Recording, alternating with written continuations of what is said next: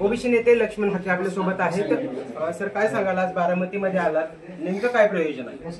बघा, बारामतीमध्ये ओपनच्या जागेवर एक दलित समाजातला, एक शोषितांची वंचितांची लढाई लढणारा एक सर्वसामान्य कुटुंबातला कार्यकर्ता निवडणूक लढवतोय.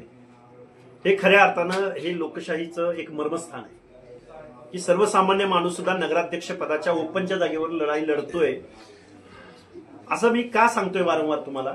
त्याचं कारण असं आहे की इथल्या राज्यकर्त्या लोकांनी रिझर्वेशनच्या जागेवर रिझर्व्ह मधली माणसं उभी करायचा एक अलिखित पायंडा पाडलेला आहे. आम्ही ओपनच्या जागेवर लढू शकतो, फाईट करू शकतो, संघर्ष करू शकतो. हे या लोकशाहीचं मर्मस्थान आहे. हे दाखवण्यासाठी आम्ही इथं आज बारामतीमध्ये आलोय. त्या कार्यकर्त्याचा फॉर्म भरायला.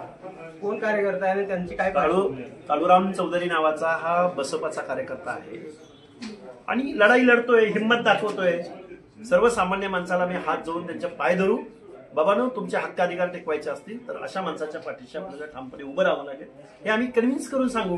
ज्याला संविधान माहिती आहे, ज्याला कायदा माहिती आहे, ज्याला इथली व्यवस्था माहिती आहे, काय करायचं हे माहिती आहे. किती दिवस तेच तुम्ही सर्वसामान्य माणसाला सुद्धा तुम्ही निर्णय प्रक्रियेमध्ये पाठवलं पाहिजे, त्याच्या हिमतीला दाद दिली पाहिजे, असं आव्हान करायला बारामतीत आलं. तुम्ही आज फॉर्म भरायला आलात, काळूराम चौधरींच्या प्रचारासाठी येणार आहात आणि कुठले मुद्दे घेऊन लोकांसमोर जाणार आहात? प्रचाराला येऊ, कसा बेगडी पुरोगामी आहे पवार फॅमिलीचा हे बारामतीतल्या लोकांना समजावून सांगू. बारामतीचा रस्ता चकचकीत झाला, पण तुमचं काय, तुमच्या लेकरा बाळांचं काय, हा प्रश्न विचारू. ते जर त्यात समाधानी असतील, अलविदा. रस्ता झाल्यानं जर माझ्या लेकराला जर चांगली नोकरी मिळत असेल, आम्ही जी काय करतोय त्या गोष्टीला जर मान सन्मान भेटत असेल, त्याचा विचार, त्याचा ऑडिट झालं पाहिजे. बारामतीच्या विकासाची चर्चा तर सारखीच होत असते. तुम्हाला काय विकास जाणवतोय बारामतीमध्ये? नाही, बारामतीचा विकास ही सूज आहे, दुखणं वेगळं आहे. बारामतीतल्या शेतकऱ्यांचे प्रश्न सुटले का? बारामतीतल्या भटक्यांचे प्रश्न सुटले का? बारामतीमधल्या दीनदलितांच्या घरामधली काय परिस्थिती आहे, ही खूप कळणाऱ्याची काम आहे. त्यांना कधी कळणार हे अशा सगळ्या गोष्टी. बारामतीमध्ये काल अजितदादांचा एक मेळावा झाला आणि त्यामध्ये त्यांनी उल्लेख केलेला की बारामती नगरपालिकेचं उत्पन्न जे आहे 300 कोटी रुपयांचं, मात्र जवळपास 3000 कोटी रुपयांची कामं राज्य सरकारच्या वतीने त्यांनी सुरू केली आहे.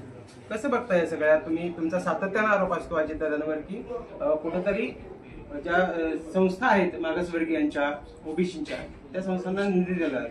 अजितदादा पवारांनी बारामतीचा नगराध्यक्ष असल्याप्रमाणे बोलू नये, वागू नये. अजितदादा पवारांनी या महाराष्ट्राचे, आपण उपमुख्यमंत्री आहोत, अर्थमंत्री आहोत, वित्त नियोजन करण्याचा अधिकार अजितदादा पवारांकडे आहे. महाराष्ट्रातल्या इतर लोकांच्या मनामध्ये असूया निर्माण होईल, संताप निर्माण होईल, चीड निर्माण होईल, असं ते वागतायत. त्यामुळे बारामतीच्या पलीकडे ह्यांना विकास करायचा आहे का नाही करायचा आहे, या प्रश्नाचं उत्तर अजितदादांनी द्यावं आम्हाला.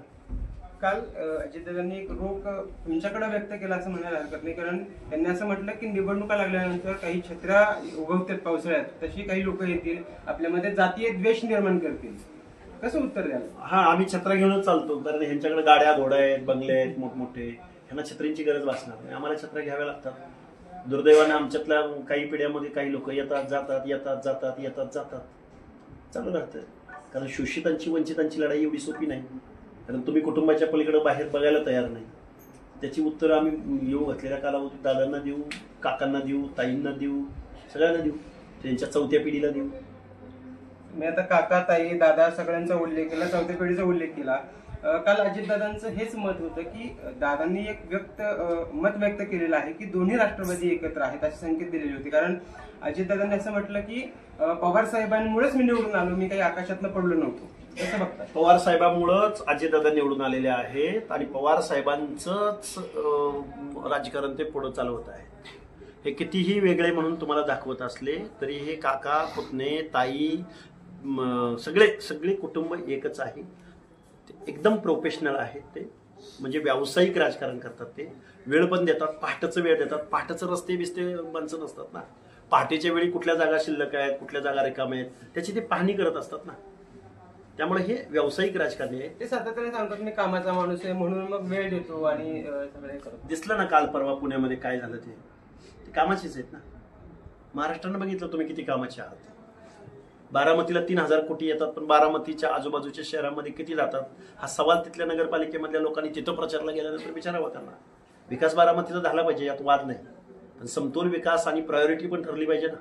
रोडवरती कंपाऊंडला किती रंगाला पैसे द्यायचे याच्यापेक्षा एखाद्या झडपीच्या शाळेवरची कौलं बसवण्यामध्ये जर त्यांनी प्राधान्य दिलं असतं, किंवा एक शिक्षकी शाळा आहे तिथं 2 शिक्षक कसे देता येतील यावर जर विचार या अशिक्षित माणसानं केला असता तर बारामतीला 3,000 कोटी आणल्याचा डिंगोरा यांनी पिटला नसता. 3,000 कोटी आणून केलं काय तुम्ही?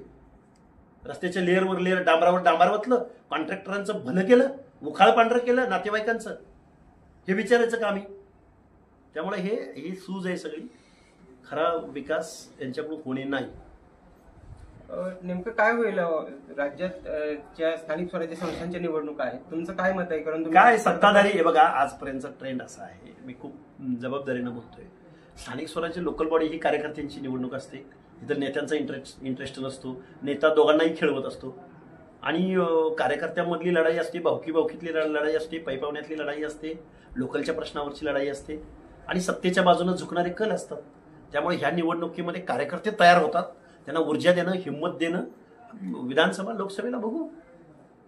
स्थानिक स्वराज्य संस्थांच्या निवडणुका आलेत आणि तुम्ही आरोप करता सातत्यानं पवार परिवारावर. आज देखील बारामतीमध्ये येऊन तुम्ही महारवतनाच्या जमिनी ज्या आहेत त्या ठिकाणी भेट देणार आहात.